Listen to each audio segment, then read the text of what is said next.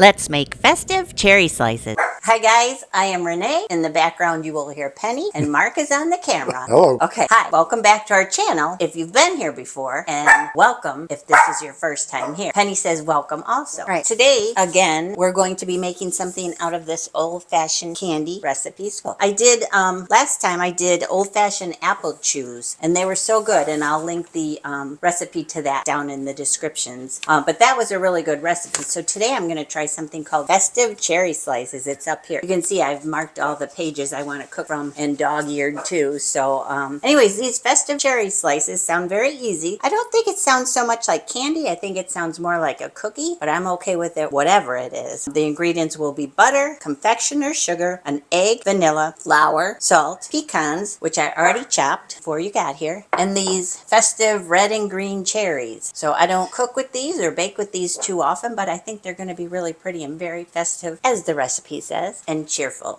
So it says this recipe, this is from Bear Wallow Books, it says this recipe was adapted from an old Michigan logging camp. That's really all the information it gives, but I think that sounds kind of cool, and we're going to go ahead and start. First, we have to cream the butter and the confectioner's sugar. So Mark is going to pan down and see what's happening down here. All right, it calls for 1 cup of butter.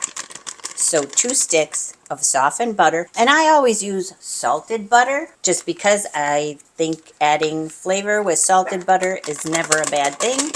And I never ever think my baked goods are too salty by using salted butter. And then to that bowl, we'll add 1 cup of sifted confectioner sugar. And the reason you have to sift, I don't know if you're like me, but my powdered sugar is always lumpy. So make sure to sift it as the recipe calls for. And then it says to blend these two together. So that's easy. Okay, to that, the sifted powdered sugar goes in, and now I'm going to blend it up.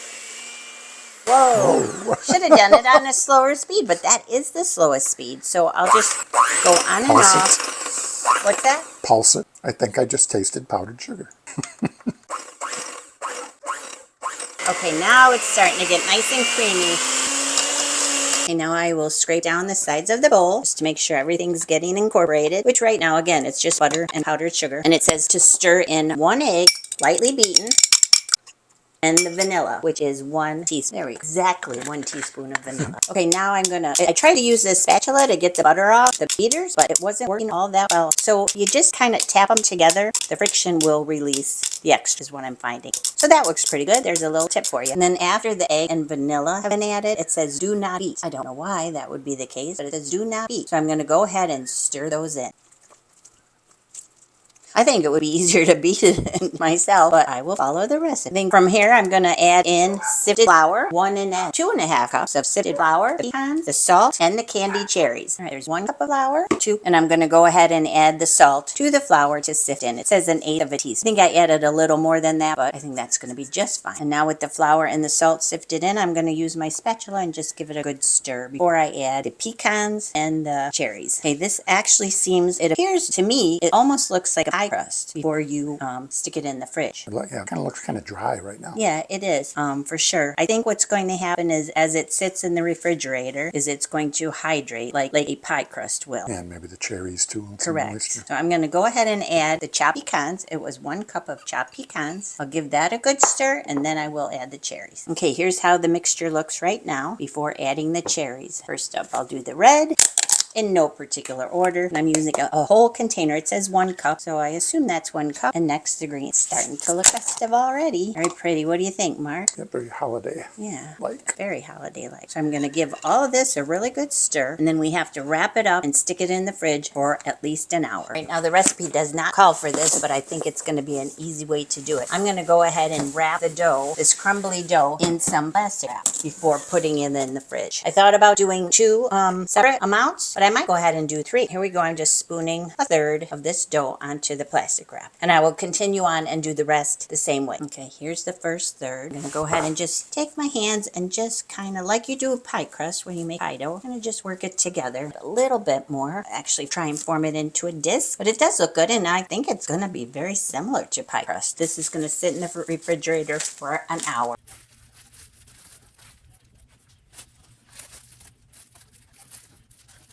Okay, you guys, I am back and I am doing something different with this recipe because after I took the discs out of the fridge, I noticed that they're still, even after being in there over an hour, extremely crumbly and really dry. Now, as you can see, I tried to roll this one into a log, but hopefully you can see that some of it does look really rehydrated and other parts of it just look dry. And then I will show you what the other two look like before I even tried to roll them into a log. Just really too dry, and I think rather than fuss with it and then be unsuccessful, I've decided to pivot and do something totally different. And of course, I don't know if this is going to work, but we are going to see. So I have softened butter here, and I'm going to run it all over and coat this jelly roll pan with the softened butter.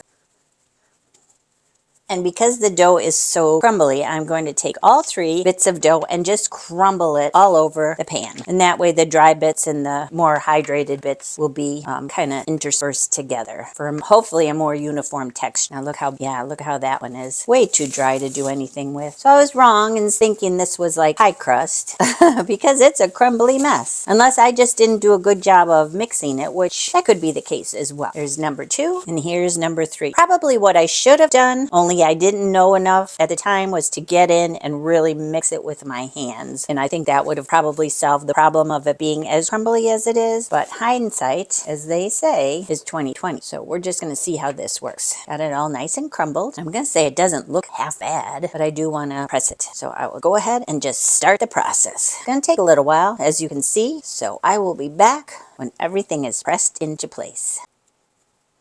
Okay, I think we're just about done. And I'm finding now that everything is in the pan pretty much evenly, if I go in with the heel of my hand and press, I get a uniform thickness. And again, I have no idea how this is going to turn out. I'm just trying to salvage what I could tell wasn't going to work as written. Now, this does remind me of another recipe I have, a recipe video on YouTube and also my blog that I call KRINGLE, that you form the crust like this in the bottom of a jelly roll pan. And then you top it with fruit, and then you top it with like another streusely topping. It's so good, really delicious. Okay, I think I'm close to calling it quits for now, and because I really can't think of anything that melted butter wouldn't fix, this is what's happening now. This could work out really well, or this could be a complete disaster. Stick with me. And by the way, this was like, I think it was like 3 tablespoons of melted butter. Alrighty, all finished. And actually, I think it looks pretty pretty. The melted butter really did bring out the colors of the red and green cherries. So in case you're wondering, Mark had to step out for a little bit, but in his defense, he did not know this is how the recipe was going to go after the refrigeration process. So he has no idea that I'm continuing on without him, and I'm going to pop this in the oven now, 325. The original recipe stated for 8 to 10 minutes, but I have a feeling it's going to be a little longer than that, but I will let you know. So 325, and this baby's going in. Here it is, hot out of the oven. It was in there for about 22 minutes. It is very lightly golden. I didn't want to take it any further than that. Guess what, everybody? Mark's back.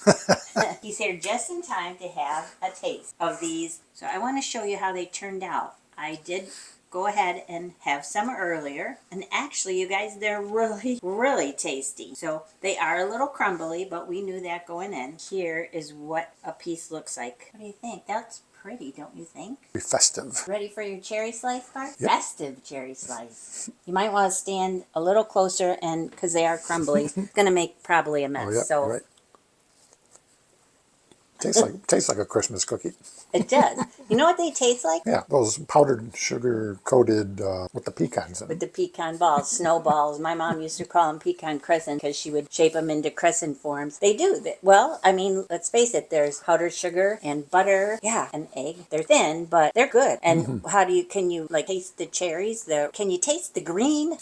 Something sweet. Well, the whole thing is sweet. Yeah, the pecans more than the cherries. But yeah, you can taste the cherry. Yeah, they're kind of gummy. That gives it a little bit different texture. Yep. So you like them? Yeah, I'll probably have some more. Yay.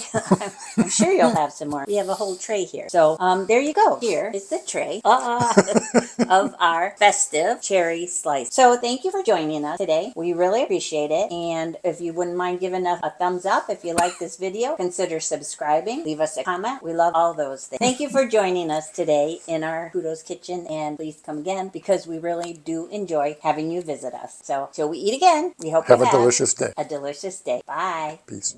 It's time to eat. Thanks for watching. Get the full printable recipe at Kudos Kitchen by Renee.com.